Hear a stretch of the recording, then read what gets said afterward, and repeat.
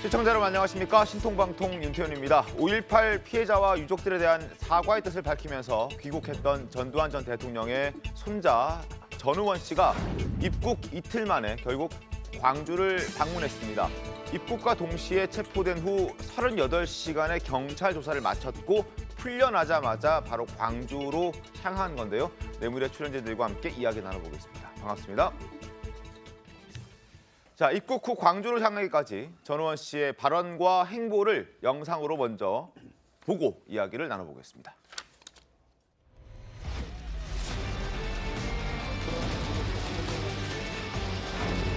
폭로하신 내용이 사실이란 말씀이시죠? 저는 사실이기 때문에 말씀드렸습니다. 작은 폭로 관해서 추가 증거는 없는 상황이실까요? 돈이 많으신 분들께서 자본력을 사용해서 직접적으로 처벌을 받기는 어렵다고 생각을 해요.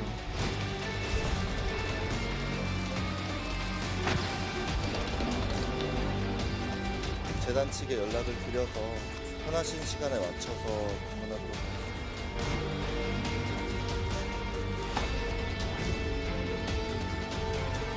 늦게 오게 되어서 정말 진심으로 사죄드립니다.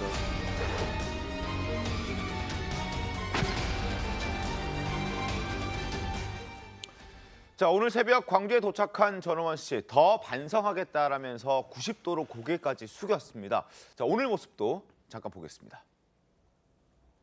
이렇게 많은 분들이 천사 같은 마음으로 환영해 주시고 정말 감사드리고, 이렇게 의미 있는 기회이고 순간인 만큼 정말 최선을 다해서 피해자분들께, 상처받으신 모든 분들께 그분들의 억울한 마음을 최대한 풀어드리고 싶습니다. 이렇게 늦게 오게 되어서 정말 진심으로 사죄드립니다. 늦게 온 만큼 저의 죄를 알고 반성하고 더 노력하며 살아가겠습니다.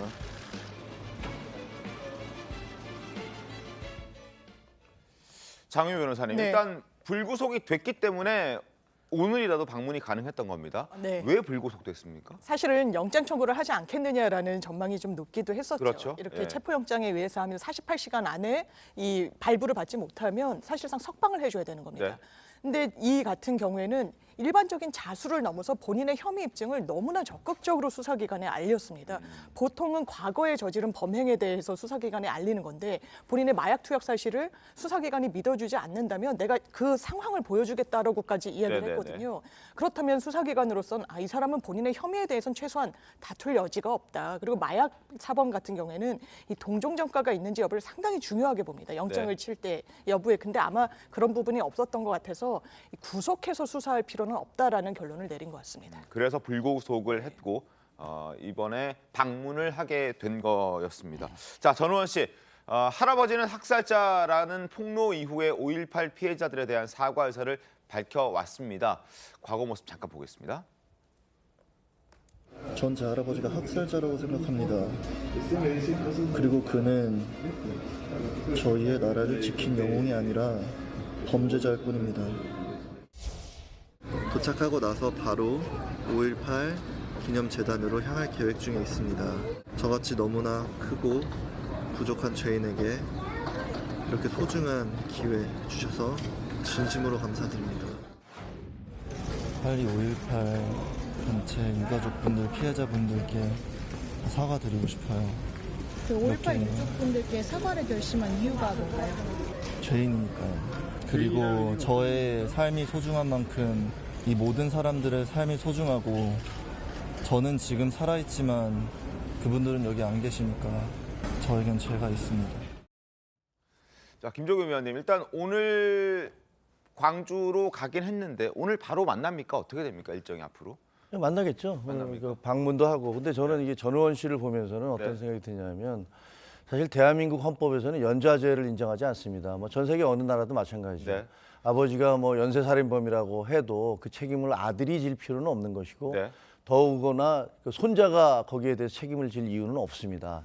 하지만 그 지금 이제 전우원 씨 같은 경우는 그 5.18과 관련해서 자기 할아버지인 전두환 전 대통령을 비롯해서 자기 가족들을 아주 심각하게 비판하고 있지 않습니까? 네. 그걸 보면서 드는 느낌은 야, 저분이 성장하는 과정에서 얼마나 마음의 고통을 많이 받았을까 그런 생각이 들어요. 굉장히 괴로웠을 것 같아요.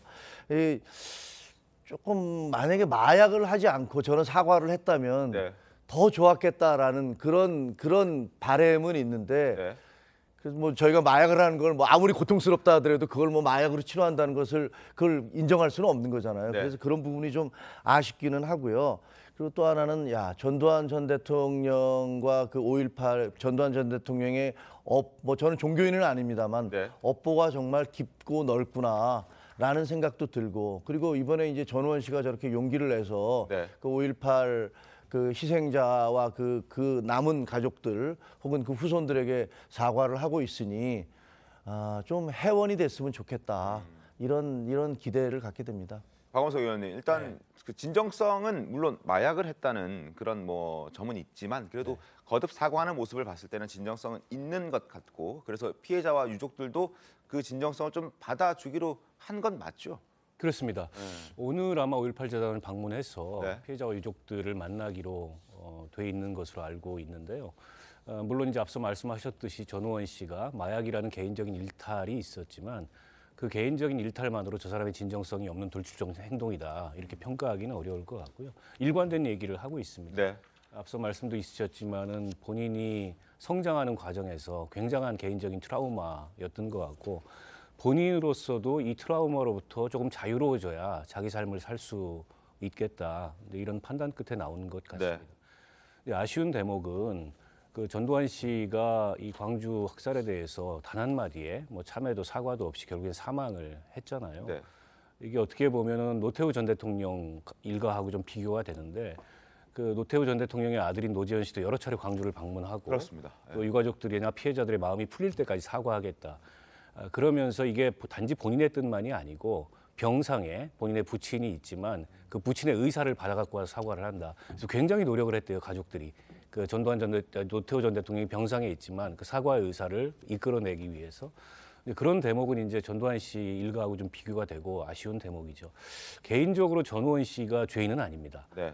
그러나 어쨌든 그 전두환 씨의 직계 가족으로서 할아버지 혹은 자신의 아버지, 가족들이 못한 그런 사과를 진심 어린 사과를 유가족들한테 하고 그로 인해서 책임질 건 지겠다 이런 자세만큼은 저는 충분히 인정해주고 아마 5.18 유가족들이나 네. 피해자들도 그 진정성을 인정하지 않을까 싶습니다. 알겠습니다. 자, 그 마음이 좀 전해졌던 것 같습니다. 5.18 단체 측에서도 따뜻한 마음으로 전우원 씨를 맞이하겠다라는 입장을 밝혔습니다. 목소리 확인하겠습니다. 우선 따뜻한 마음으로 맞이해야 되겠죠. 아직 이제 젊은 나이이면서도 굉장히 사회적으로 큰 반향을 일으킨 주장들을 내놓았기 때문에 그런 여러 가지 이 환경을 감안해서 그리고 매우 그 정중하게 맞이할 것이고요.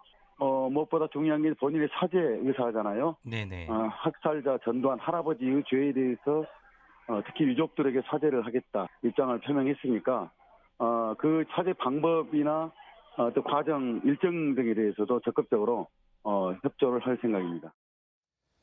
자, 이재용 의원님, 내일 만난다고 합니다. 일단 오늘 하루 좀 시간을 두고 내일 만난다고 하는데 지금 5.18 유족 측의 목소리 들으셨겠지만 따뜻한 마음으로 받아주겠다라고 한 만큼 내일 만남도 되게 좀 분위기가 좀 좋을 것으로 예상이 됩니다. 네, 오늘 본인이 5.18에 관련해서 좀 더 스스로 공부를 하고 그 다음에 내일 만나겠다 이런 얘기를 한 것 같아요. 네.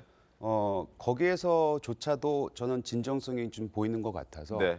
앞서 우리 김종혁 선배도 말씀하시고 했지만 네네. 너무 안타깝죠. 사실 죄인이 아닌데 본인 스스로가 죄인이고 본인 죄인이라고 얘기하면서 또 얼마만큼 그 과정이 괴로웠을까를 보여주는 대면인데 어쨌든 간에 내일 그 가족들이 일단 5.18 유족 가족들이 따뜻하게 맞이해 준다는 것만 보더라도 이번 기회에 어떤 그 사회적으로 네. 우리가 지금 뭐 화합하는 그런 모습을 보여줄 수 있으면 그런 나비 효과가 일어났으면 좋겠다 이런 생각이 듭니다. 알겠습니다. 내일 만남의 모습도 저희가 한번 지켜보도록 하겠습니다. 자, 내일 전우원 씨의 5.18 국립묘지 방문과 공식 사과가 이루어진다면 노태우 전 대통령의 아들 노재현 씨의 첫 사과 이후에 4년 만에 이루어지는 일단 사과이기도 합니다. 그리고 전두환 전 대통령의 일가에서는 첫 사과라는 점도 의미가 있을 겁니다. 자, 화면 좀 보겠습니다. 여러 가지로 전우원 씨가 노재현의 길을 가고 있는 것 같다라는 보도들이 이어서 나오고 있습니다. 일단 전우원 씨의 메시지를 보면 상처받은 모든 분의 억울한 마음을 최대한 풀어드리고 싶다라는 메시지를 내고 있고 전두환 전 대통령 일가 중에 첫 사죄를 내일 하게 될 것으로 예상이 됩니다. 노재현 전 대통령, 노재현 씨, 노태우 전 대통령의 아들은 이미 4년 전에 사과를 했습니다. 진심으로 희생자와 유족분들에게 사죄를 한다. 국립 5.18 민주묘지를 찾아서 무릎 꿇고 사죄했고 전두환, 노태우 전 직계 가족 중에 첫 공식 사과였습니다. 자, 그동안 잘못을 인정하지 않고 있었던 전두환 전 대통령의 일가에서 나오는 첫 사과 메시지인 만큼 내일 어떤 식으로 이루어질지 주목을 끌고 있는데 그 모습도 저희가 지켜보도록 하겠습니다. 자, 다음 주제 가겠습니다. 자, 다음 주제는 정치권으로 이제 깊숙이 들어가 볼 텐데요. 이재명 대표의 최측근들의 재판이 한창 진행 중입니다. 어제는 최측근 중에 한 명인 정진상 전 실장의 재판이 본격적으로 시작되는 날이기도 했습니다. 이 자리에서 성남시청 비서실에 설치된 CCTV의 가짜 여부로 공방이 벌어졌다고 합니다. 고성도 오갔다고 하는데 먼저 관련 영상부터 보겠습니다. 현 검찰 정권의 수사는 증자살인 3인 성호입니다. 돈 받은 적 없다고 전 실장은 계속 얘기하면서 428억 나눠 갖기로 한 적도 없다고 하는데 다 이제 부끄러움을 좀 알았으면 좋겠다는 생각이 듭니다.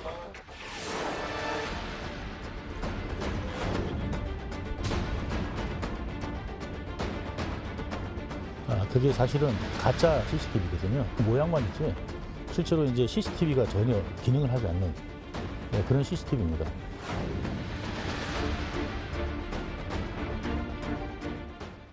자, CCTV가 가짜였냐 아니면 진짜였냐 이걸 두고 어제 공방이 좀 벌어졌습니다. 자, 화면 보겠습니다. 등 돌린 형제의 CCTV 가짜 공방. 일단 정진상 측 변호인에서는 CCTV가 설치된 그 방에서 어떻게 돈을 받을 수가 있냐. 내가 그렇게 간이 크지 않다. 이런 얘기를 합니다. CCTV가 설치된 시청 사무실에서 뇌물을 받는다는 건 상식에 부합되지 않다. 돈을 받지 않았다라는 주장, 그 근거를 CCTV로 얘기를 했습니다. 그래서 유동규 전 본부장은 이렇게 얘기합니다. CCTV 그거 다 가짜다. 정진상 씨 본인도 알고 있고 나에게도 가짜라고 말을 해줬다. 이렇게 얘기했습니다. 심지어 검찰은 성남시청 비서실의 CCTV가 모형이라는 사실을 직원들도 알고 있었다라고 주장하고 있습니다. 자, 검찰 측에서는 CCTV는 회로가 연결돼 있지 않은 모형이고 이건 비서실 직원들도 알고 있는 내용이었다.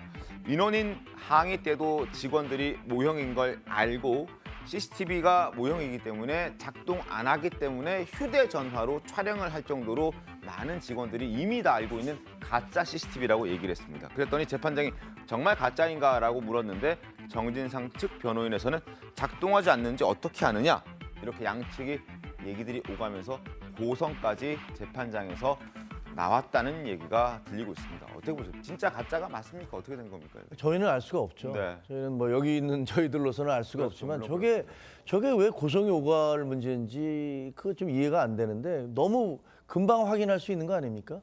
예를 들면 거기 있던 직원들도 있을 것이고 그리고 당장 그 물증으로 물론 이제 지나갔으니까 다음 이제 그 사람들이 바뀌었으니까 어떻게 될지 모르겠습니다만 검찰로서는 그것이 가짜였다는 유동규 씨의 진술 말고도 다른 사람들의 어떤 주장이라든가 진술이라든가 이런 것들이 있으면은 뭐 충분히 입증할 수 있는 문제라고 생각을 합니다. 근데 사실 그 이재명 그 당시 그때 성남시장 그리고 경기도지사가 자기 사무실에 CCTV를 설치해놓고 자기의 일거수일투족을 다 찍게 했다라는 것들이 참 믿어지지는 않거든요. 그게 뭐 민원인들이 찾아와서 뇌물을 줄까봐 내가 그 CCTV를 설치해놓고서 모든 것들을 다 촬영을 했다. 남들이 보면 어마어마하게 총념한 사람이고 자기 자신을 그냥 투명한 유리 안에 넣고서 근무하는 분이구나 라는 이런 생각을 하게 만들었지만 만약에 그게 가짜였다면 정말로 국민들을 상대로 엄청난 기망행위를 한 거 아니겠습니까? 그런데 사실 뭐 그 이재명 성남시장 당시에 이분이 네. 되고 나서 성남시에 모라토리움을 선언을 했잖아요. 네. 우리가 뭐 빚 때문에 파산하게 됐다라고 얘기했지만 나중에 확인한 결과는 성남시가 모라토리움을 선언할 정도의 상황이 아니었다. 뭐 이런 반론과 비판도 나왔었기 때문에 글쎄요. 과거에도 진실이 아닌 부분을 과장해서 말씀하신 부분들이 좀 있었기 때문에 저 부분은 좀 분명히 확인이 됐으면 좋겠어요. 네. 그래서 정말로 상습적으로 이렇게 틀린 얘기를 하시는 건지가 확인이 되는 게 중요하다고 생각합니다. 장윤 변호사는 네. 어떻습니까?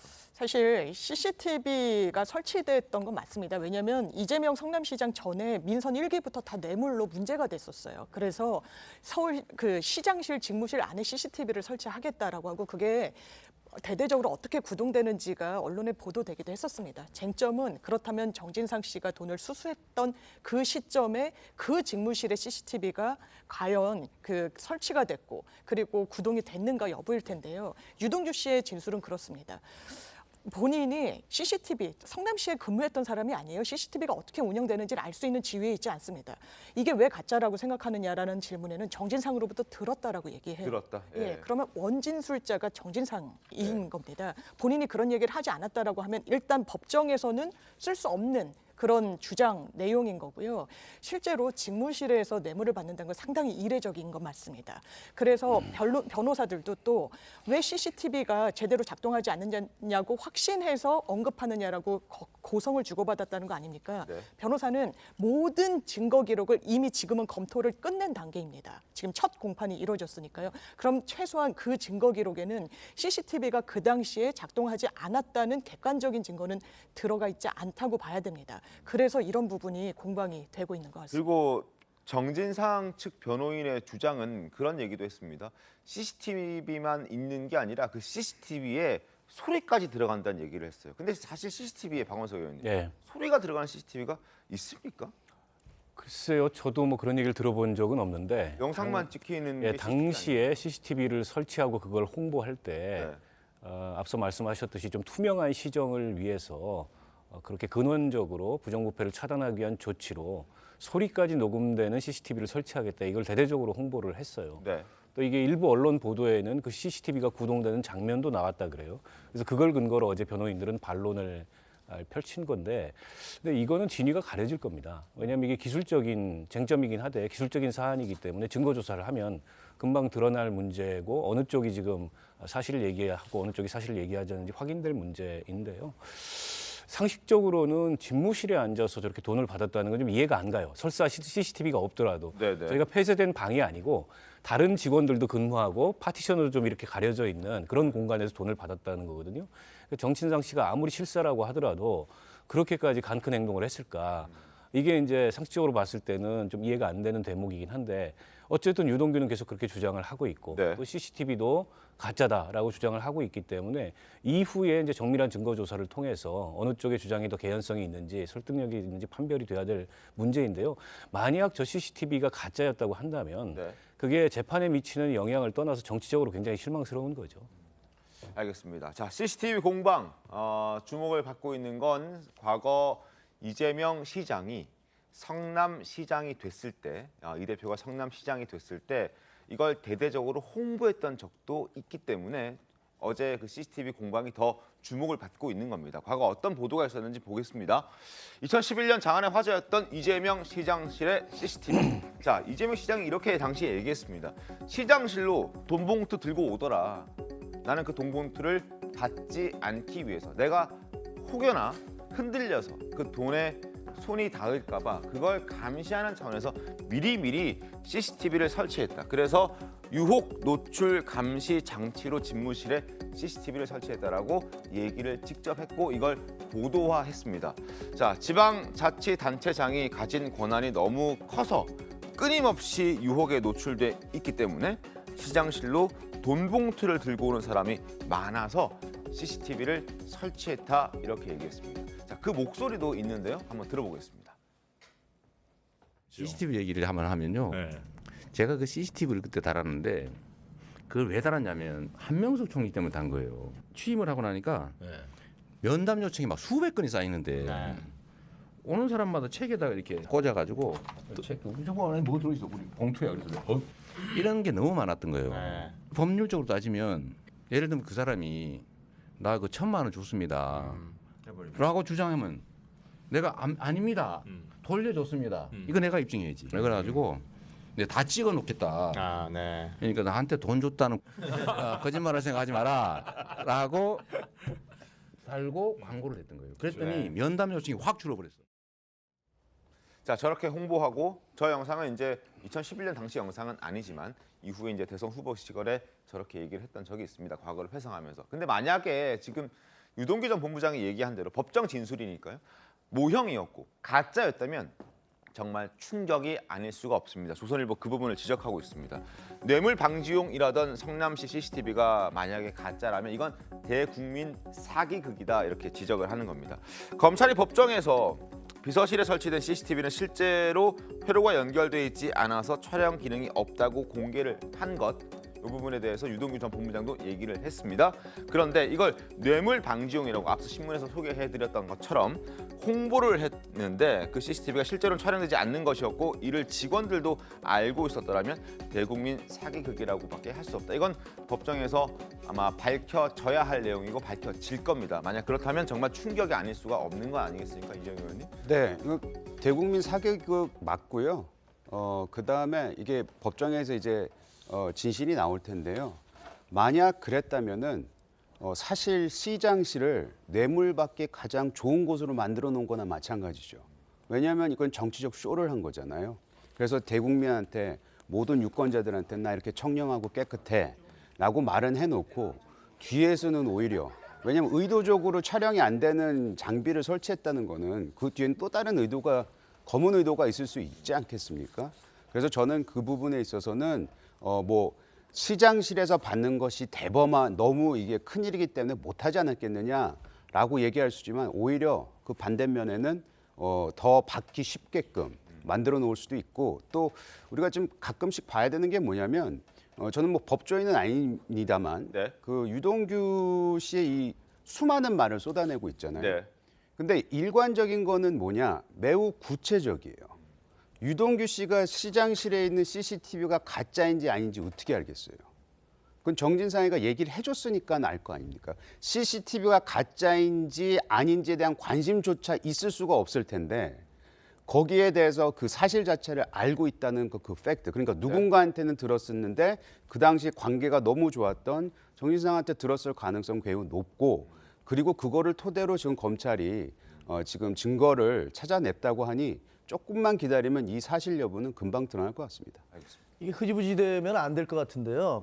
뭐 어려운 일이 아니잖아요. 일단 정진상 씨 변호인 측에서 소리까지 녹음되는 CCTV를 설치했다고 하니까 그러면 어느 업체를 통해서 그런 걸 설치했는지를 확인할 수 있을 거 아닙니까? 기록이 다 있을 거예요. 소리까지 녹음되는 CCTV가 뭐냐.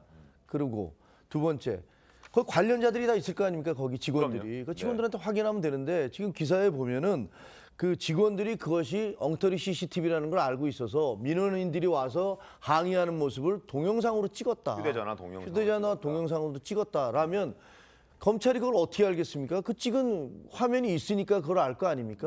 그러면 그걸 찍은 공무원들한테 확인을 하면 될 거 아닙니까? 그래서 저는 이게 사실관계를 확인하는데 그렇게 어려울 것 같지가 않아요. 그리고 이 사실관계가 만약에 확인된다면 그래서 본인이 저렇게 마치 포청천을 방불케 하는 청렴한 공무원인 것처럼 대대적인 국민 선전을 했는데 사실은 그게 가짜 CCTV였다면 그것은 법률적인 문제를 떠나서 이재명 지금 대표에 대한 신뢰도, 정치적 신뢰도라는 측면에서는 엄청난 충격을 주는 거 아니겠습니까? 반드시 확인이 돼야 될 거라고 생각을 해요. 알겠습니다. 검찰도 일단 조사를 통해서 비서실 CCTV는 확인을 했다라고 얘기를 하고 있습니다. 물론 이 사건과 직접적인 연관은 없기 때문에 정진상 전 실장이 시장실에서 받았는지 아닌지 이건 관련이 없기 때문에 시장실의 CCTV는 아직 확인하지 않았지만 그것도 아마 가짜의 가능성이 제기되고 있는 그런 상황입니다. 이 CCTV가 처음부터 보여주기 용이었는지 아니면 처음에는 작동을 했으나 나중에 그 작동하지 않게끔 만든 것인지 이거는 또 한번 따져보고 금방 이 사실이 밝혀질 수 있는 내용이기 때문에 조만간 진실은 드러나지 않을까라는 생각을 해봅니다. 그리고 정 전 실장 측은 자신의 집에서 뇌물을 수수했다는 점에 대해서도 강력하게 부인했습니다. 그 근거도 CCTV를 얘기를 했습니다. 화면 보겠습니다. 자, 정진상 측 변호인이 이렇게 주장합니다. 정진상의 집에 드나들기 위해서는 CCTV에 찍힐 수밖에 없는 구조다. 뭐 아파트가 어떤 구조인지 잘 모르겠습니다만 반드시 CCTV에 포착이 될 수밖에 없다 이렇게 얘기를 합니다. 검찰은 녹화를 피하기 위해서 유동규가 계단을 이용했다고 하는데 오히려 자동 센서 등이 켜져서 더 잘 보였을 것이다 이렇게 얘기를 하고 있습니다. 자, 특히 이 같은 주장은 앞서 민주당에서도 제기됐던 내용입니다. 목소리 들어보겠습니다. 여기 CCTV가 입구에 딱 있습니다. CCTV 딱 있습니다. 그리고 가 보니까요. 주변에 CCTV가 널려 있어요. 정진상 실장 집입니다. 들어갔습니다. 1층에서 2층으로 올라가고 있습니다. 이제 4층으로 올라가고 있습니다. 사람 모습도 다 보입니다. 불이 켜집니다. 또 5층까지 갔습니다. 옆에 가서 문 열고 들어가면 이 창문에 들어오는 내용도 다 보입니다. 자, 저런 논란도 있었습니다. 어떻게 좀 보셨습니까, 박원석 의원님? 글쎄요. 결국은 뭐 어쨌든 쌍방의 주장이 지금 엇갈리고 있는 사안인데요. 지금 유동규 씨가 워낙에 많은 말을 하고 있고 그것도 일부는 본인의 기억에 의존해서 일부는 다른 사람의 말을 전원 형식으로 얘기를 하고 있는데 그게 얼마나 이제 객관적인 사실에 부합하는지는 이후의 재판 과정에서 다 증명을 해야 될 문제라고 보고요. 요즘에 뭐 아파트 단지에 CCTV 많이 있죠. 그래서 CCTV를 피해서 CCTV 사각지대로 다닌다는 게 지금 민주당에서 주장하는 것처럼 쉽지는 않습니다. 거의 불가능하다. 또 가가지고 실현까지 했지 않습니까? 그래서 그 유동규 씨의 저 말이 얼마나 신빙성이 있을지 향후에 조금 정밀하게 판단을 해봐야 될 것 같고 이제 그럼에도 불구하고 지금 유동규 씨가 정진상한테 돈을 줬다. 그리고 이러이러한 과정을 통해서 줬다. 이걸 일관성 있게 주장을 하고 있어요. 다만 이제 정진상 쪽에서는 그에 대해서 일체의 사실을 다 부정을 하고 있고 결국 재판에서 그 양측이 본인들의 주장을 어떻게 입증하는지 재판부가 어떻게 판단하는지에 따라서 저는 갈릴 문제라고 보고 CCTV 그 자체의 논란은 저는 저거 그렇게 확인하는 게 어렵지 않다고 생각하거든요. 그게 집이든 사무실이든 실제 사각지대가 있는지 설치를 했는지 그 설치했다는 증거가 남아 있는지 그래서 이거는 재판부가 향후에 재판하는 과정에서 저는 밝힐 거라고 봅니다. 알겠습니다. 자, 이재명 대표는 어떤 입장이었을까요? 이런 공방들이 벌어지는 것에 대해서 이재명 대표는 어떤 입장이었는지 목소리 한번 확인해 보겠습니다. 김용이 유동규 통해서 대표님 대선 자금 20억 요청했다고 그렇게 방금 나왔는데 혹시 사실인가요? 사실같이 보입니까? 좀 그런 질문은 조금 일방적 주장을 그렇게 자꾸 하지 않으시면 좋겠어요. 김용이 그렇게 말했습니까? 아니요, 남욱이 그렇게 말했습니다. 누구의 말이 맞는지는 판단할 일이지 저한테 그렇게 자꾸 있지도 않은 얘기를 하시는 건 좀 지나치지 않나요? 그 2021년 초에 그런 일이 있었다고 구체적으로 실적도 나왔습니다. 정진상 재판, 김용 재판 모두 다 가짜다 이런 얘기를 하고 있는 겁니다. 터무니없다 이런 반응을 지금 이재명 대표는 보여주고 있습니다. 일단 누구 말이 맞는지 재판부가 판단을 하게 될 일인 텐데 기다려 보도록 하겠고 내일입니다. 내일 이재명 대표가 또다시 법정으로 갑니다. 3월 31일 3월의 마지막 날 공직선거법 위반과 관련해서 이재명 대표가 3차 공판을 벌이는데 이 자리에 유동규 전 본부장이 증인으로 출석합니다. 너무나 많은 사람들이 아마 어떤 모습이 펼쳐질지 궁금해할 것 같은데 내일 어떻게 좀 전망하십니까? 네, 사실 증언의 단초는 저희가 미리 점검할 수가 있었죠. 왜냐하면 유튜브 채널에서 매우 상세하게 호주에서 어떤 형식으로 골프를 쳤는지 그 당시 상황이 어떻게 됐는지를 이야기했기 때문입니다. 그렇기 때문에 아마 변호인들도 그 영상을 보고 준비를 좀 했을 걸로 추정되는 부분이 있고요. 다만 이게 개인의 기억의 문제이기 때문에 제3자가 그 부분을 이러저러한 경위가 있었다라고 해서 재판부가 그렇다면 확실히 알았음에도 불구하고 그렇게 말을 하지 않았다라고까지 할지는 그 재판 전 과정을 사실 지켜봐야 될 것 같습니다. 제가 보기에는 이재명 대표가 굉장히 곤란한 처지실 거예요. 그 답변을 하기가. 네. 유동규 씨는 아까 장윤미 변호사 얘기한 대로 적극적으로 막 그 사실관계를 구체적으로 진술을 하면서 공격을 할 거란 말이에요. 그럼 거기에 하나하나 대꾸하다 보면 또 말실수가 나올 수도 있는 거고. 그럴 수 있죠. 그러니까 제가 보기에는 아마 본인은 입을 다물고 네. 변호인들이 반대 신문을 통해서 유동규 씨의 진술의 문제점이라고 생각하는 것들을 공격하지 않을까, 뭐 그런 모습일 거예요. 근데 이재명 대표가 입을 또 다물고 있으면 그게 굉장히 회피하는 모습처럼 보일 수도 있잖아요. 그래서 사실 이제 이 두 사람의 대면은 이재명 대표에게는 굉장히 곤혹스럽고 힘든 시간이 될 것 같다라는 느낌이 드네요. 알겠습니다. 내일 과연 재판장에서 어떤 모습이 펼쳐질지 너무나 궁금한데 내일도 저희가 좀 얘기를 해보겠습니다. 자, 지금부터는 대통령실로 저희가 가보겠습니다. 교체설이 나돌았던 김성한 국가안보실장이 결국 사퇴를 했습니다. 그 교체 배경을 놓고 온갖 추측들이 난무하고 있는 상황인데, 자, 전날까지만 하더라도 사퇴는 없을 것이다, 검토하고 있다는 사실 자체도 대통령실에서는 부정했는데 갑자기 교체를 해버렸습니다. 어떻게 된 일인지, 정말 경질 성격이 짙은 것인지 한번 저희가 따져볼 텐데, 윤 대통령의 미국 국빈 방문을 한 달도 채 남겨놓지 않은 상황에서 외교안보 라인 문책성 인사가 예사롭지 않아 보입니다. 무슨 일이 있었는지 영상 보고 자세하게 짚어보겠습니다. 북한과의 관계를 무조건 따라가는, 추소하는 그런 관계라기보다는 역시 그 동등한 입장에서 저희 비핵화라든지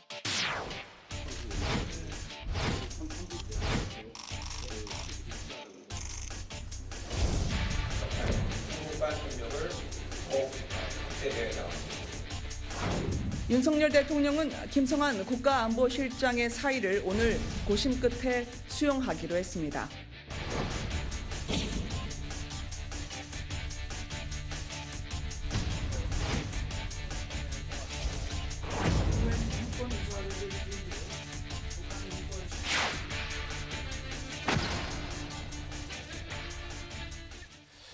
왜 안보실장까지 경질을 했을까요? 신문을 좀 보면서 설명을 드릴까 합니다. 조선일보 보시죠. 일단 언론에 알려진 건 미국의 바이든 대통령과 여러 가지 이제 협상을 하면서 블랙핑크와 레이디 가가의 공연을 논의하는 과정에서 이 소식을 보고하지 않고 지금 뭉개고 있었다, 이런 내용이 있었습니다. 7차례나 보고를 안 한 김 실장이 결국 책임을 지게 됐다. 한일 회담 후속 조치 논란도 있었다. 뭐 이런 얘기들이 나오고 있습니다. 김성한 안보실장, 자, 윤석열 대통령의 외교 안보 교사로 알려져 있고 초등학교 동창으로도 알려져 있어서 굉장히 친한 사이인 건 분명히 보이는데, 자, 여권에서는 미국의 제안에 답변 안 준 것은 양국 신뢰에 심각한 위기를 초래한 만큼 단순 실수가 아니라 중대한 실책이라고 판단했다. 그렇다 하더라도 가수의 공연 때문에 실장까지 교체를 해야 되느냐, 이런 논란들은 있습니다. 야권에서는 한미 정상회담 걱정스럽다, 누가 경질을 주도한 것인지 밝혀라, 이건 대통령이 아니라 또 다른 사람이 있을 수 있다라는 의혹까지 제기를 하고 있습니다. 김종혁 의원님, 어떻게 좀 보십니까, 이 문제에 대해서? 경질된 건 맞는 것 같아요. 경질됐죠. 네. 왜냐하면 그거 뭐 본인이 사의를 표시했다고 하지만 그 비서실장은 뭐 그런 사실 없다, 검토하고 있지 않다, 이렇게 얘기했다가 바로 이제 사의 물러난다는 게 발표됐고, 또 후임까지 바로 발표를 후임인 했으니까. 조태용 주미대사가 바로 임명이 됐으니까 맞습니다. 그건 다 이제 준비하고 있었다는 얘기 아닙니까? 그럼 뭐 얘기는 도대체 그 배경이 뭐냐? 정말 이 가수들 때문인가? 이런 건데, 그러니까 이제 야권이나 그다음에 이제 비판하는 쪽에서는 기승전 김건희, 그래서 그것도 뭐 그 영부인이 거기에 대해서 영향을 미친 게 아니냐. 네. 아니 뭐 조금 있으면 아마 천공이나 무슨 건진이나 이런 분들이 또 거기에 영향을 미쳤다는 거 나올지 어떨지는 제가 알 수가 없습니다만, 네. 뭐 그렇게 공격을 하는 것 같아요. 근데 저도 자세한 내막은 좀 시간이 더 지나가야지 알겠습니다만, 그 김성한 그 외교안보 실장은 이제 고대 교수로 하실 때부터 자기 굉장히 엘리트시잖아요. 그리고 자기 관점이 굉장히 뚜렷했고, 그 밑에 있던 이문희 비서관도 제가 듣기에는 외시 수석을 했던 분이고 아주 승승장구를 했던 사람인데, 두 분 다 어떤 그 외교에 대한 관점이 매우 뚜렷해서 약간 미국과의 관계에 있어서도 약간 좀 삐걱삐걱하는 부분이 있었다는 얘기는 들었어요. 그러니까 우리 쪽의 주장 같은 것들과 미국의 주장이 안 맞을 때도 있지 않습니까? 네. 그런 면에서 좀 뭐 이렇게 껄끄러운 부분들이 있었다고 하는데 그 블랙핑크 공문을 7차례가 진짜 왔는데 보고를 안 했을까? 왜 안 했을까? 그건 좀 의아해요. 만약에 사실이었다면 그냥 외교 안보라는 것들이 그걸 뭐 이렇게 문화 행사까지 결합시켜서 해야 돼? 라고 본인들이 판단했을 수는 있겠죠. 네. 근데 미국 측에서는 아예 한미 관계라든가 이런 것들을 고려할 때 이런 문화 행사를 통해서 방미의 성과를 좀 더 대중적으로 확산시키는 게 좋겠다라는 그런 요구를 했을 수도 있고, 그런 면에 있어서는 근데 나중에 대통령이 알게 되면 나한테 보고도 안 하고 이런 식으로 할 수가 있는 거냐, 이런 부분이 하나 있고, 또 하나는 김태효 그 1차장과 그 김성한 안보실장 간에 서로 이렇게 인사라든가 혹은 뭐 대외 정책이라든가 이런 것들을 보고 이견이 있었다라는 그런 보도, 소문 이런 것들이 있었어요. 그래서 이 모든 것들이 결국은 퍼펙트 스톰처럼 여러 가지 요인이 중첩이 돼서 결국은 대통령이 둘 중에 누군가 하나를 경질해야 된다면 누구를 경질할 것이냐라는 걸 놓고 김성한 그 실장을 경질하게 된 게 아닌가, 뭐 이런 그냥 추측입니다. 이것도 뭐 정확한 거 알 수 없습니다. 이재용 의원님 어제 상황 어떻게 좀 평가하십니까? 그 문화 행사가 그냥 단순한 가수의 행사가 아니고요. 대한민국은 이제 K컬처가 소프트 외교의 가장 앞단에 있는 매우 중요한 사안입니다.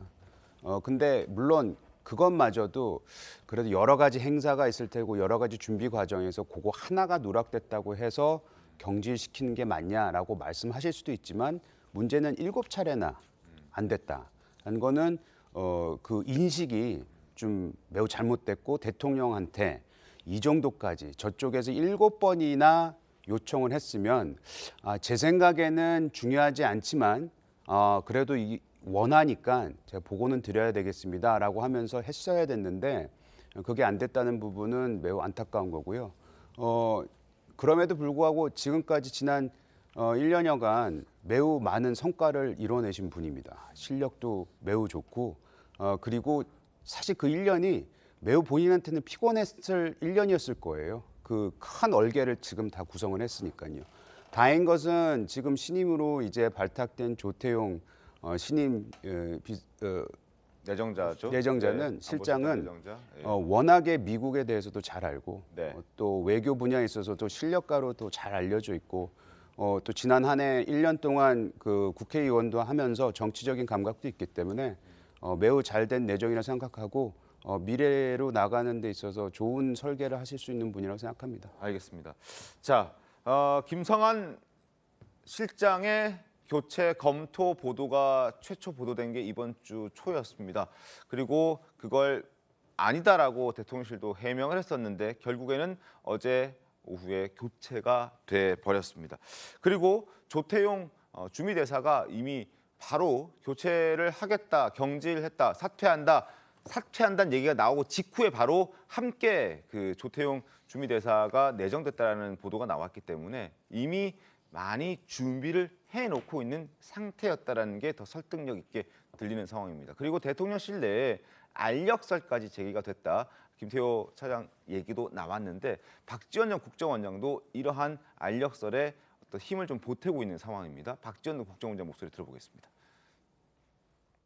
김성한 외교안보실장은 힘을 잃었다. 여의도 바닥에서는 영부인께서 적용을 했다. 이런 얘기가 많이 나오더라고요. 안보실장이 잘 모르더라고요. 거의 브리핑도 김태호 1차장이 했다고요. 질 바이든 여사하고 우리 김건희 여사하고 얘기되는 그런 문화 행사를 보고를 누락했다는 거 아니에요? 저는 잘 바꿨다고 생각해요. 자, 지금 목소리 들으신 그대로입니다. 지금 김성한 실장이 원체 힘이 없었고 김태호 차장에게 밀리는 상황에서 김건희 여사가 하고 싶어하는 질 바이든 여사와 뭔가 얘기가 되고 있는 그 중요한 행사도 보고를 누락했기 때문에 이런 결과가 나왔다라고 박지원 국정원장 얘기하거든요. 어떻게 좀 들으셨습니까? 지금 언론에 보도되고 있는 바를 종합하면 직접적인 단초가 된 것은 미국 쪽에서 제안했던 그 K-팝 스타와 또 미국의 팝스타 간의 합동 공연, 이에 대해서 여러 차례 협의를 요청을 했는데 그게 이제 정보 공유가 안 되고 대통령한테 적기에 보고가 안 됐고 대통령이 뒤늦게 알고 나서 거기에 대해서 문제의식을 느꼈다. 근데 요건 이제 직접적인 단초인 것 같고요. 네. 그 밑에 이제 오래된 갈등이 좀 있는 것 같습니다. 누적된 게 있다는 얘기도 있습니다. 안보실하고 비서실 간의 정보 공유와 협업이 잘 안 된다. 그러니까 이게 안보실의 칸막이가 너무 심하다. 이제 이런 그 불만들이 좀 있었던 것 같아요. 근데 외교 안보 업무의 특성상 때로는 좀 기밀 유지도 필요하고 보안도 필요하고 상대국의 입장 이런 걸 이제 의식해서 그럴 수밖에 없다라는 게 안보실 입장인데 반해서 그렇게 안보실이 칸막이를 너무 세게 치다 보니까 이게 원활한 그 대통령 해외 순방 일정이라든지 외교 업무상의 그런 것 조율이 잘 안 된다. 지난번 UAE 방문했을 때도 네. 보고 누락이 한 건 있었다 그래요. 지금 후속 보도가 나오는 거를 보면은 그런 문제의식이 좀 누적된 것 같고요. 또 한 가지가 그보다 더 직접적으로 그 안보실장과 안보실 1차장 간의 갈등설입니다. 근데 이 두 분이 다 이명박 정부에서 일을 했거든요. 같은 시기에 하진 않았지만 한 분은 외교부 차관으로 한 분은 대외전략비서관으로 일을 했는데 아마도 그 지금 이 상하 질서가 좀 명확하지가 않았던 게 아닌가. 김태호 안보실 차장 입장에서는 그 안보실장의 그런 지위나 또 이런 것들을 인정하고 받아들이고 그러지 않았던 게 아닌가 싶고 어제 그 보도가 하나 나왔는데 오후에 김태호 안보실 차장이 대통령 독대를 했다고 합니다. 그래서 비서실에서 이걸 무마하려고 했는데 오후에 그 독대가 있고 나서 기류가 바뀌었다. 이런 보도들이 있어서 어느 정도 그 갈등설도 이런 갑작스러운 경질에 사실 굉장히 갑작스럽잖아요. 그럼요. 한미 정상회담 바로 20일 안 앞두고 네. 의제를 전부 조율해야 되는 위치에 서 있는 게 안보실장인데 지금 뭐 문화행사가 중요한 게 아니라 IRA나 또 우리 반도체 지원법이나 대북 확장 억제력이나 이런 굵직한 현안들을 조율해야 되는데 갑작스럽게 안보실장을 경질하고 그 자리에 미국 현지에서 의전이나 일정 조율을 맡아야 될 주미대사를 후임으로 앉힌 것도 그럼 주미대사는 또 공석이 되거든요. 이런 또 내정이 이런 이례적인 인사가 있는 걸로 봐서 뭔가 이게 중요한 일이 일어나고는 있는데 좀 국민들한테 좀 납득 가능한 충실한 설명이 필요하지 않을까 싶습니다. 설명이 잘 될까요? 어떻습니까? 저는 기본적으로 이게 대통령실에 고스란한 갈등설 이런 게 외부로 공개되고 노출된 거 아니겠습니까? 궁극적인 부담과 책임은 윤석열 대통령에게 갈 수밖에 없습니다. 외교안보 라인의 갈등은 뭐 이번 정부만 그런 건 아니에요. 노무현 정부 때도 자주파다, 동맹파다, 알력 다툼 갈등이 있었습니다. 그럴 때마다 대통령의 인사권자로서 어느 쪽에 힘을 좀 조율해 준달지 이런 능력을 발휘해야 되는데 독대라고 기류가 바뀌었다 이런 보도가 나오는 건 최소한 적절한 용인수를 대통령께서 잘 쓰고 있지 못하시다라는 생각이 들고 또 하나의 문제는 이게 김건희 여사가 계속 거론된다는 거 아니겠습니까? 네. 이 뭐 블랙핑크다, 레이디 가가다, 문화 행사, 질 바이든 여사가 관심을 갖고 있던 행사였다는 겁니다. 우리나라로선 카운터 파트너가 김건희 여사일 수밖에 없어요. 근데 보고가 계속 누락됐다? 그러니까 무성한 뒷말이 나오는 겁니다. 이런 부분이 그렇다면 이번에 그 인사를 교체하는 것으로 마무리가 될 것인지 이 줄줄이 남은 공식 행사에는 차질이 불가피한 거 아니겠습니까? 정말 반성과 점검 필요한 상황이라고 생각합니다. 알겠습니다. 김성한 실장이 교체되기까지 어떤 일들이 있었는지 조금 전에 흘러나갔던 그래픽 한번 띄워주시겠습니까? 그래픽 한번 보도록 하겠습니다. 자, 지금 김성한 사태까지 무슨 일이 있었냐? 지금 미 행정부가 지난 2월경에 바이든 부부가 초청하는 만찬을 제안했는데 그걸 주미 대사관 측이 미 측의 일정을 7차례나 국가안보실에 알렸으나 이걸 대응하지 않았다, 응답하지 않았다. 이런 게 지금 수면 위로 드러난 결정적인 이유가 되는 것인데 윤석열 대통령이 추후에 다른 경로를 통해서 뒤늦게 이 사실을 알았다는 겁니다. 주미 대사관을 통해서 국가안보실에 7차례나 응답을 요청했는데 대응하지 않았다는 것. 그래서 3월 10일 김일범 의전비서관이 교체가 됐고 이것 또한 한일 12년 만에 한일 정상회담이 있기 직전에 또 교체가 됐던 것이었고 25, 26일경에 이문희 외교비서관도 교체가 됐습니다. 그리고 어제 김성한 안보실장이 바로 사퇴를 하게 되는 그러나 사실상 경질이라는 해석이 많이 나오는 자진 사퇴 형식으로 물러나게 됐습니다. 자, 대통령실이 지금 명확하게 입장을 밝히고 있지 않고 있는데 만약에 그 이유가 정말 국빈 방문과 공연과 관련된 이유라면 다소 과하다는 그런 지적도 나오고 있습니다. 조선일보 사설 보겠습니다.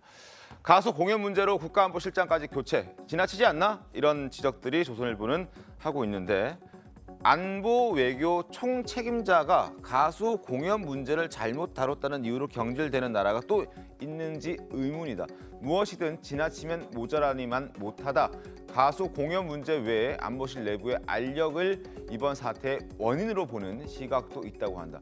거기에 이번 보고 누락이 겹쳤다는 것이다. 결국 단순히 보고 누락 때문이 아니라 그간에 누적되고 쌓였던 뭔가 문제점이 이걸로 인해서 빌미가 되고 이걸로 터져났다. 뭐 이렇게 봐야 되는 게 더 정확하다는 지적인 것 같아요. 그렇죠. 뭐 아까 말씀드린 대로 여러 가지 사안들이 있었는데 그 누적된 것들이 왜 그런 얘기 있잖아요. 낙타의 등에 얹어진 그 지푸라기 하나 뭐 한계점에 도달했는데 하나가 더 보태지니까 낙타가 주저앉더라라는 얘기를 하지만 사실 그 이전에 뭐 여러 가지 문제점들이 있었을 겁니다. 뭐가 있었는지는 잘 모르지만 그러다가 이제 이번에 공연 문제로 해서 이게 불거졌는데 저는 왜 이렇게 구체적으로 뭐 7차례 공문이 오가고 하는 내용들 그 대통령실에서 벌어졌던 일들이 왜 이게 공개가 되는지 이것 자체가 좀 문제가 있다라고 생각을 해요. 이건 뭐 그 정무직 예를 들면 대통령실이라는 데는 나름대로는 기도 비닉이 필요한 내용도 있거든요. 지금 당장 알려져서 좋을 게 없는 부분도 있어요.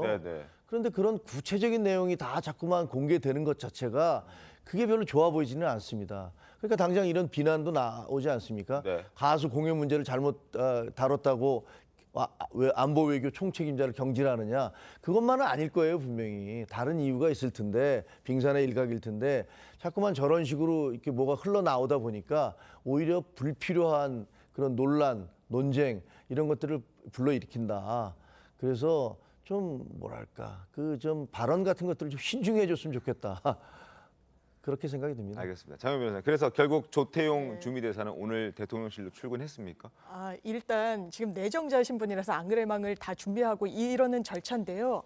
대미 대북 그 전문가로 알려져 있습니다. 정통 외교관 출신이고 아마 한미 동맹을 강화하는 정부의 기조에 부합하는 인물로 평가받을 수 있을 것 같습니다. 또 미래한국당 비례대표로 국회 의정 활동 경험이 있기 때문에 그렇습니다. 아까 말씀 주신 대로 이 정치인, 관료 여러 직역을 다 경험했다는 점 그리고 또 국가안보실 1차장으로 경험했던 그런 이력도 있기 때문에 최소한 이 정부의 외교안보 기조와는 부합하는 인물을 채택한 것으로 보입니다. 알겠습니다. 어떻게 앞으로 외교안보 라인을 또 형성하게 될지 실무자들, 비서진들도 다 교체가 이미 이전에 됐기 때문에 이 부분도 좀 잘 채워 넣어야 이번 한미 정상회담의 성과를 좀 더 잘 끌어오지 않을까 하는 생각을 좀 해보고 잘 좀 정리를 했으면 하는 그런 바람도 한번 가져보도록 하겠습니다. 자, 다음 주제 가겠습니다. 핫한 인물들을 만나보는 시간인데요. 오늘 핫한 인물들이 꽤나 핫합니다. 자, 첫 번째 인물 보겠습니다. 첫 번째 인물은 수호신 할아버지라고 합니다. 네이버 지식인들 잘 아시죠? 네이버에 이러저러한 궁금한 걸 물어보면 거기에 대해서 이렇게 위트가 있고 재치가 있고 또 지혜가 담겨있는 답변으로 아마 많은 네티즌들에게 인기를 얻었던 그 노기아라는 아이디로 활약을 했었던 수호신 할아버지가 지난 27일 별세했다는 그런 소식이 전해졌습니다. 많은 사람들에게 지금 관심을 받고 있는 내용이어서 설명을 좀 드리겠습니다. 세계일보 보시면 네이버 지식인에서 명쾌한 답변을 척척 해줬던 그 할아버지가 별세했다는 소식이 전해졌습니다. 노기아 조광현 할아버지입니다. 별세 소식이 전해졌습니다. 뭐 의사 출신이고 치과의사 출신이어서 30년 동안 서울에서 치과를 운영했던 그런 할아버지였기 때문에 인체라든지 건강, 상식 뭐 이런 부분들을 주로 댓글을 달아줬다. 그래서 5만여 건이 넘는 답글을 달았고 네티즌들 사이에서는 가장 젊은 어른이라면서 또 인정을 받고 있는 그런 분이셨습니다. 자, 장윤 변호사님. 이 분의 활약을 우리가 어떻게 좀 이해를 해야 될까요? 정말 가장 젊은 어른이라고 젊은이들이 칭해준 거 아니겠습니까? 무려 네이버에 5만 건이 훌쩍 넘는 답변을 올렸는데 채택률도 70% 이상이에요. 이게 단순히 수치로만 그런 게 아니라 이 답변 자체가 상당히 따뜻하고 재치가 있습니다. 이분 같은 경우에는요. 아까 말씀 주신 대로 30년 이상 치과 의사로 활동을 하셨는데 건강 때문에 이제 일을 접게 되신 거예요. 적적하니까 사위가 컴퓨터 한 대를 사드렸다고 합니다. 그때부터 네이버 활동을 본격적으로 하셨는데 그 이후에도 건강이 좀 나쁠 때 좀 한 번 쉬어가니까 이 네티즌들이 여러와 같이 할아버지 계속 답변 달아주세요 요청이 쇄도했었다는 겁니다.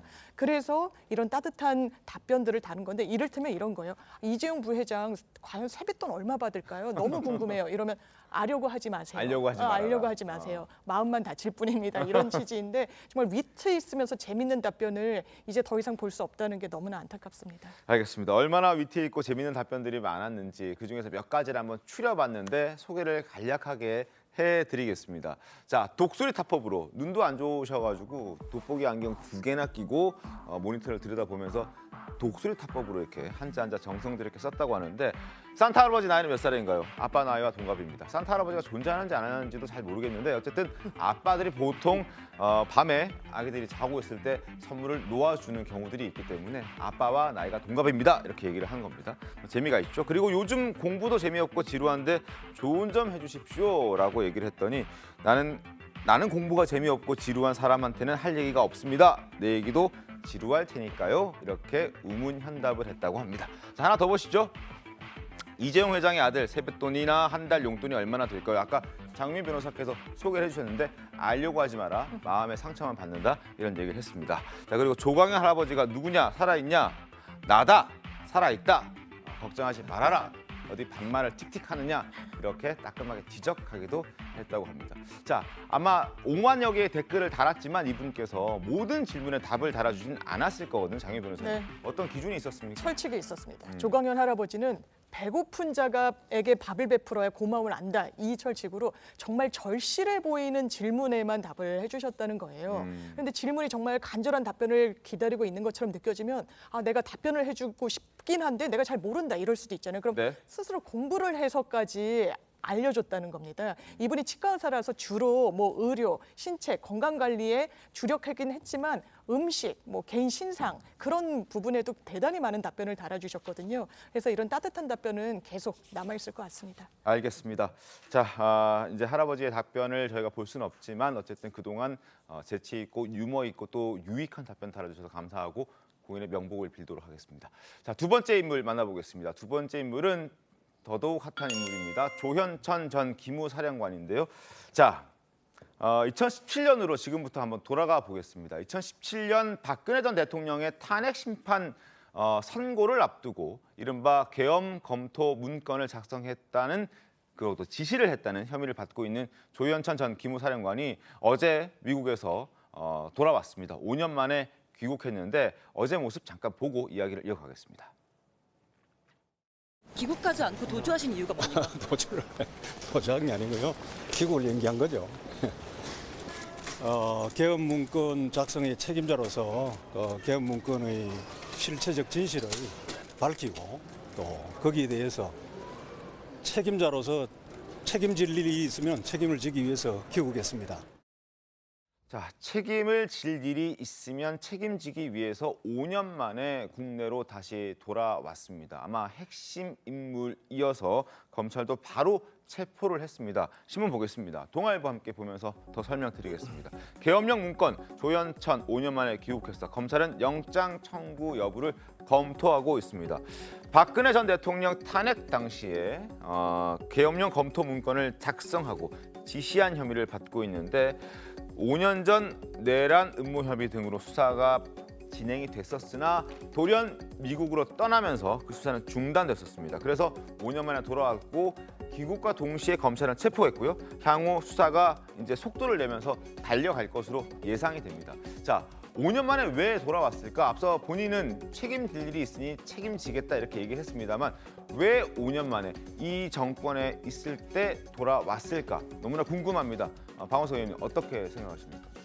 지난 정권 그 기간에는 상대적으로 위험하다 이렇게 생각을 해서 정권이 바뀌었기 때문에 돌아왔다. 미국에 도피해서 안 돌아왔던 거고 작년 가을부터 돌아오겠다는 의사를 주변에 밝히기 시작했다고 합니다.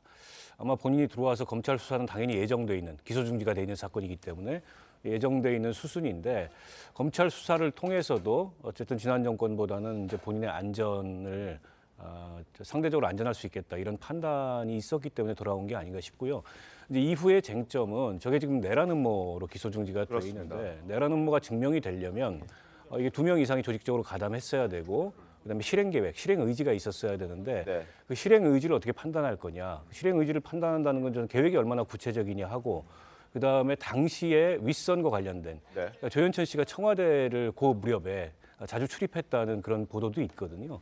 그래서 그런 것들을 통해서 검찰이 영장 청구 여부를 포함해서 향후 수사를 진행하지 않을까 싶습니다. 말씀해 주신 대로 핵심은 이 문건이 작성의 목적이 실제 실행을 하기 위한 것이었는지 아니면 단순 검토 문건이었는지 이게 이제 핵심이 될 텐데 지금 뭐 기획 입국설도 말씀해 주셨고 실행 가능성에 대해서도 언급해 주셨는데 김종 어떻게 보십니까? 실행 가능성. 저는 이게 분명히 진실이 좀 드러나야 된다고 생각을 합니다. 물론입니다. 그리고 자칫하면 이것은요, 그 북한 어부들 강제 송환 그리고 우리 해수부 공무원 그 북한 해역 피살 사건처럼 지금까지 알려진 것과는 전혀 다른 그런 실상이 드러날 수도 있습니다. 왜냐하면요, 그때 당시에 그 마치 이제 문재인 정부에서는 군이 구테타를 일으키기 위해서 그런 식이었죠. 예, 그런 내란죄를 범한 것처럼 그렇게 호들갑을 떨었습니다. 그리고 대통령이 해외에 나가 있으면서 철저 수사를 지시를 했고요. 그래 그 다음에 돌아와서는 어떻게 했냐면 기무사를 해산해 버렸어요. 해체해 버렸습니다. 어마어마한 일이 벌어진 것처럼 얘기를 했단 말이에요. 그런데 나중에 재판 들어가서 어떻게 됐습니까? 3명이 중령들이 들어갔는데 중령 2명하고 1명은 뭐 또 있었지 않습니까? 다 무죄가 나왔어요. 물론 한 사람은 나중에 뭐 1,000만 원 한 사람은 어떻게 됐냐면 150만 원의 벌금에 선고 유예입니다. 이거는 무죄나 다름없는 얘기예요. 이분은 계엄령이라는 그런 그 표지 자체가 너무 자극적이니까 이름을 바꿔서 저장했다라는 그런 혐의를 받아갖고 벌금 150만 원의 선고 유예. 그러면 도대체 내란죄에 기무사가 해체될 정도의 어마어마한 일들이 벌어졌는데 어떻게 그 당사자들이 문재인 정부 때 검찰이 수사한 거 아닙니까? 그 사람들이 어떻게 무죄가 나올 수 있습니까? 저는 이 진실이 뭐였는지 국민들을 마치 군이 구테타를 일으킬 것처럼 그렇게 몰아갔던 그 진실이 무엇인지 이거는 북한 어부들 송환과 해수부 공무원 피살 사건처럼 분명히 규명이 돼야 된다고 생각합니다. 지금 조현천 씨가 들어왔잖아요. 조사를 해야 되는데 모르겠습니다. 지금 저거를 가지고서 마치 무슨 뭐 어마어마한 범죄가 있었던 사람이 다시 잡혀왔으니까 구테타 음모가 확인될 거라고 생각하는 사람이 과연 몇 명이나 있을까요? 저는 그 반대의 결과가 나올 수도 있다. 검찰에서는 그 부분도 확실하게 수사를 해야 된다라고 생각을 합니다. 저는 10년간 그 서울에서 이제 당협위원장을 하고 있는데 저도 기억납니다. 지난 한 5, 6년간 물론 저희가 집권을 다시 하게 됐지만 그 전에 요 사건들이 일어났을 때 탄핵 초기에 얼마나 우리가 많은 공격을 받았는지를 기억하는데 저도 그때 생각했던 것 마냥 과연 우리나라가 이 시점에서 구테타를 할 수 있느냐 불가능하다고 생각했고 아마 일반 국민은 그렇게 생각을 했었는데 너무 그 당시 야당 여당의 공격이 거세고 이거를 너무 수면 위로 부각시키면서 굉장히 고통스러웠거든요. 그래서 앞서 말씀하신 것과 마찬가지로 저는 요번에 확실하게 좀 그 사실이 밝혀졌으면 좋겠고요. 저는 오히려 조현천 전 기무사령관의 이 귀국이 야당한테는 굉장히 큰 부담이 될 수도 있을 것 같습니다. 야당에게? 예, 왜냐하면 본인들이 주장했던 게 얼마나 터무니없었는지를 이제야 드디어 보여줄 수 있을 거라고 저는 생각합니다. 알겠습니다. 정말 짚어야 될 진실이라는 건 그 당시에 탄핵 정국의 그 흐름을 거스르려고 했던 문건인 건 분명한 겁니다. 이 건자에서 내려오지 않을 방식을 굉장히 구체화해서 여의도, 광화문에 탱크를 보낸다. 뭐 어떤 언론사에는 보안 요원을 보내서 언론을 통제한다라는 것입니다. 이 부분이 물론 법정에서 어느 단계까지 구체화됐고 이게 단순히 모의 단계인지 아니면 실행인지 그 이후에 계획이 구체적으로 있었는지 문건 자체는 상당히 구체적이거든요. 그렇다면 이 부분과 관련해서 본인은 왜 그 당시에 해외로 도피를 했습니까? 해외 도주가 아니라 귀국을 연기했다는 건 사실 말장난에 불과합니다. 그렇기 때문에 이 부분과 관련해서 사실 원점에서 짚어야 될 부분이 이 사안의 핵심이 아닐까 생각합니다. 조현천 그때 기무사령관이 왜 해외로 도피했느냐는 아까 박원석 그 전 총장께서 하신 말씀이 저는 이해가 돼요. 왜냐하면 그때 그 모두 다 그냥 몰이로 그 토끼몰이 하듯이 사람들을 집어넣고 그러니까 굉장히 두려웠겠죠. 이거 나를 무슨 내란 사범처럼 만들어서 정말 내 인생을 끝내버릴 수도 있겠구나라는 그런 두려움 때문이었다고 생각을 하고요. 그다음에 그 기무사가 전쟁 예를 들면 군에서는 핵전쟁이 벌어지면 어떻게 하고 만약에 얘네들이 이쪽으로 침투하면 어떻게 하고 이런 시뮬레이션 다 합니다. 그럼 이런 서류 만들면 이 사람들은 전쟁광입니까? 아니 지금 이 그 문건 자체는요. 만약에 3월 10일 날이었는가요? 그때 3월 10일 날 그 헌법재판소가 박근혜 전 대통령에 대해서 당시 대통령에 대해서 기각을 했을 경우에, 그러니까 이 사람이 그대로 현직에 있어야 된다라고 얘기했을 경우 여야 모두 길거리에서 시민들이 쏟아져 나와서 폭력적으로 변할 수도 있는데, 그럼 이건 어떻게 해야 되느냐? 그러면 계엄령이 내려갈 수도 있다라는 것들을 시뮬레이션을 해서 한 얘기고요. 거기 내용을 보면 나중에 군인권센터에서 공개한 자료는 네. 원본 자료를 조작했다라는 그런 의혹이 있었고, 나중에 또 국회가 해산을 이것을 중단을 요구하면 어떻게 해야 되느냐를 쭉 나와 있는데 그런 부분들은 다 빼버리고 마치 정말로 무슨 구테타를 일으키려고 하는 것처럼 그렇게 왜곡을 했다라는 것들이 많이 보도가 됐어요. 그래서 저는 그런 진실들이 이제 드러나야 된다라고 생각을 합니다.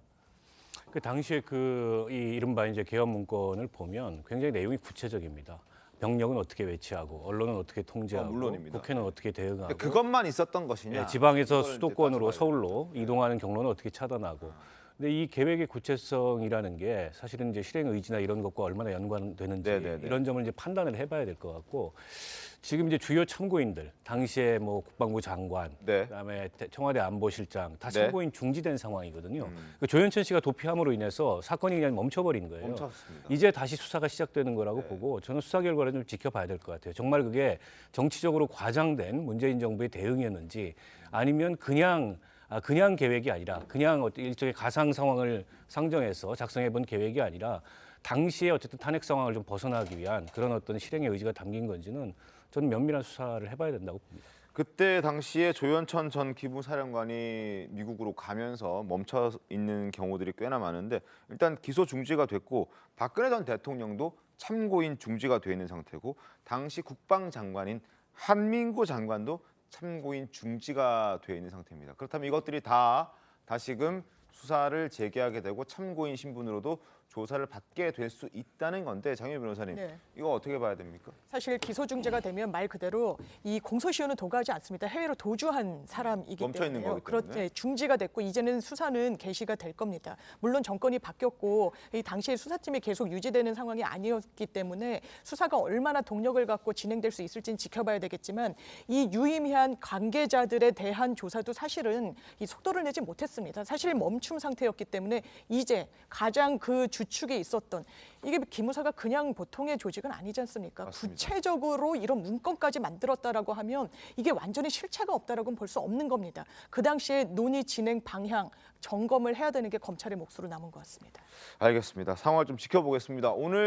어제 이제 체포가 됐으니까 조만간 영장이 청구가 될 테고, 영장이 이제 받아들여진다면 구속 상태로 조사를 받게 될 텐데, 어떻게 진행될지, 그리고 이 조사 결과가 과연 야당에게 또 여당에게 또 정부에게는 어떻게 작용하게 될지도, 그리고 진실이 어디까지 밝혀질지도 한번 함께 지켜보도록 하겠습니다. 자, 마지막 세 번째 인물 살펴보겠습니다. 세 번째 인물은 손흥민 그리고 김민재 선수입니다.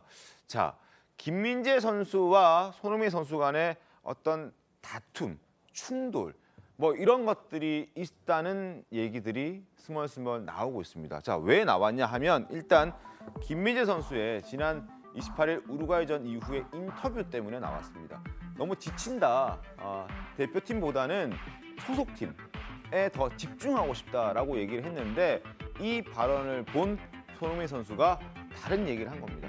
대표팀에 뽑히는 건 영광이다. 이런 식으로 얘기하면 안 된다라는 취지를 한 건데, 그 이후에 어떻게 됐습니까? 사실 인터뷰 내용이 상당히 논란이 됐죠. 그렇다면 뭐 국가대표직에서는 물러나겠다는 거냐? 이후에 손흥민 선수가 대표로 국가를 위해 뛰는 건 상당히 자랑스럽다라고 이야기를 했어요. 네. 그러니까 이런 SNS 글이 오르자 김민재 선수가 손흥민 선수를 언팔을 합니다. 예, 그러니까 기분이 많이 상했다는 거죠. 약간 절교하는 그런 느낌. 절교하는 느낌이 있죠. 요즘 세대한테는 더 그럴 텐데. 그러니까 손흥민 선수가 김민재 선수가 그동안 사실 SNS로 상당히 서로 격려를 해줬거든요. 근데 좋아요가 다 없어진 거예요. 손흥민 선수가 김민재 선수가 올린 게시글의 좋아요를 다 없앤 겁니다. 그러니까 이걸 하나하나 없앤 게 아니라 아마 또 차단을 하고 언팔을 한 이후에 해서 이 두 사람의 관계가 돌이킬 수 없는 거 아니냐라고 했지만, 손흥민 선수가 다시 이 마팔을 하면서 좀 화해 분위기가 조성되고 있습니다. 다시 언팔했다가 마팔을 다시 하게 됐군요.